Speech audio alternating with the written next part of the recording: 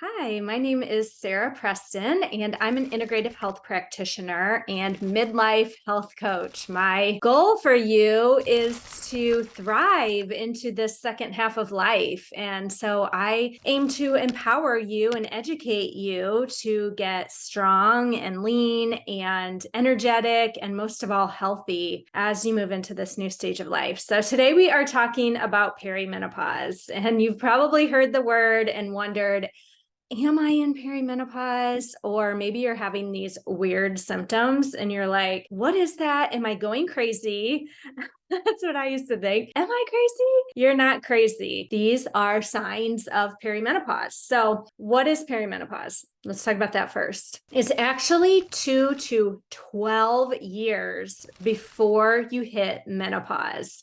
So, it can last 12 years before menopause. And what is menopause? Menopause is 1 year without a period. So if you go 1 year without having a period, you are in postmenopause. That very day that you hit 1 year is called menopause. After that, you're postmenopause. Now, if you go 7 months and you have a period again, sorry, but you have to start over. So it's 1 whole year. Now, again, 2 years before that, 12 years before that can be perimenopause. And what happens is our hormones start to decline. So you're going to see estrogen is really on this roller coaster. It's like up, it's down.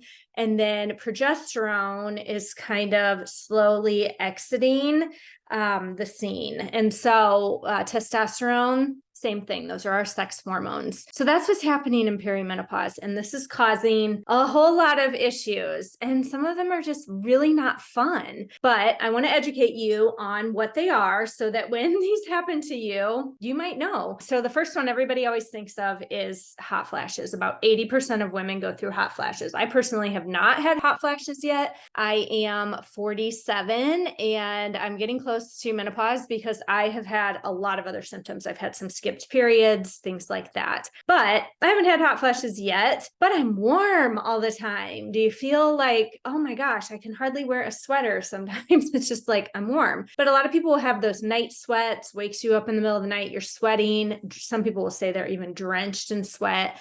Your periods become really weird and irregular. They could be very heavy bleeding. It could be you're skipping periods, just things that are not normal. You know, maybe it used to be 28 days all the time, 26 days all the time. And now it's like, sometimes it's 40 days, sometimes it's 20 days. So that can be really hard to plan for. I wear an Oura ring to actually help me at least see when my body temperature goes up. That means that I'm probably ovulating. So it helps me to predict a little bit more because they can be so unpredictable. How about those emotions? I mean, a lot of us are going through a time where we have aging parents, we have teenagers, we have kids going off to college. So it's an emotional time anyway. You know, it's like I could just cry thinking about my son leaving, my second son leaving when, I know I've already gone through this before, but it's still, everything feels emotional. And I don't know about you guys, but sometimes I can just tear up at nothing. It's like, why am I so emotional? But it's these hormones. You can also be really irritable that week before my period, or just in general, you're just like in your mind, you're like, would he stop chewing like that? It's like, so irritability is a big one. Anxiety. So all of these like emotions and things in our head, we start overthinking and over worrying and panicking and having anxiety. A lot of times that's low progesterone. Heart palpitations. I didn't realize heart palpitations were a sign. So I would get these like, your heart just starts beating. Now, obviously check with your doctor if, you have any of these that are concerning, but that can be a sign as well. Low libido. You're just not in the mood anymore. You're just like, that's okay. I can do it without it because you're so irritable at whatever he's doing. No.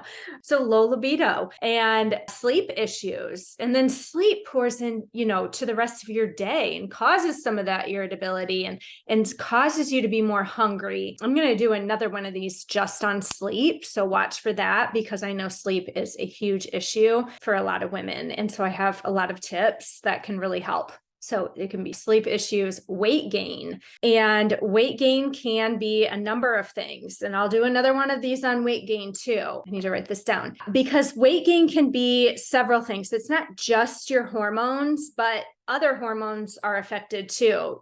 Your hunger hormones, like I just talked about, your blood sugar, your insulin hormone can be affected. A lot of us become more insulin resistant as we get to this age, and that can cause us to put on weight. The decline in estrogen can cause us to distribute that fat around our midsection. So you'll see the visceral belly fat, which they'll call like menopause belly. And it's really not healthy to have that visceral fat. Again, another video on that one too. So watch for these. Hair loss. A lot of people will see hair thinning or hair loss, or how about those chin hairs that like every time you touch your chin, you're like, oh, okay, got to pull those out. Bloating and digestive issues are another one. Memory. Can't remember the person's name the minute that they tell it to you. I don't know about you, but I forgot it the second that they said it. Joint pain is common, and this is also the decrease in estrogen. Bone health, same thing. Tingling of your hands and feet, like they're going numb, kind of. That can be another one.